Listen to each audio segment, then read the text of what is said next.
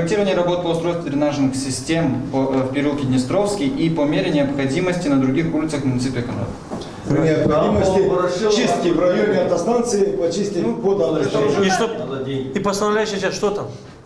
Свечи. Давайте Это предложение, какое...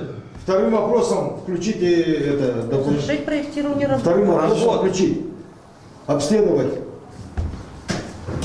в устье, как его, в районе автостанции, под автостанцией. Это под пункт?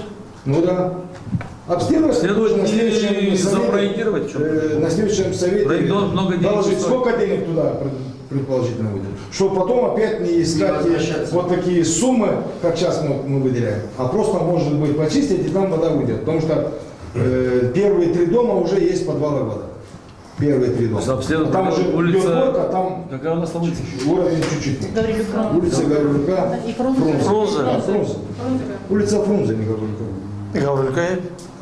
Чикер Гаврилюка. Та дерінде йога. Йоланы Фрунзеном, Чикер Гаврилюка.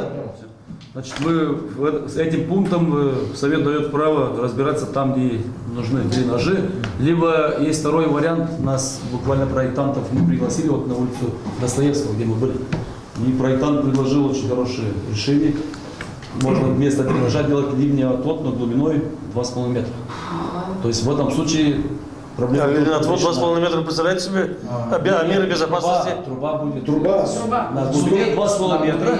Но мы уже будем иметь, как бы, она будет в щебенке, то есть будем иметь уже не строить сам дренаж. Короче, это будет и ливневый отвод, и дренаж. Да, и дренаж, да. Я предложил, чтобы мы сэкономили. Ну тогда труба должна быть хотя бы... Ну понятно, уже рассчитывается по улице. И второй предложил очень хорошее, как его, решение проблем с ливневодами. Это улица Гаврилова, которая есть, пересечь его поперек города до Сфиткова, не Фиткова, ниже Москвы. Да, с Фрунзе до Московского, до Герасимова. То есть пересечь полностью город, чтобы те воды, которые сверху идут, чтобы они не попадали сюда вниз.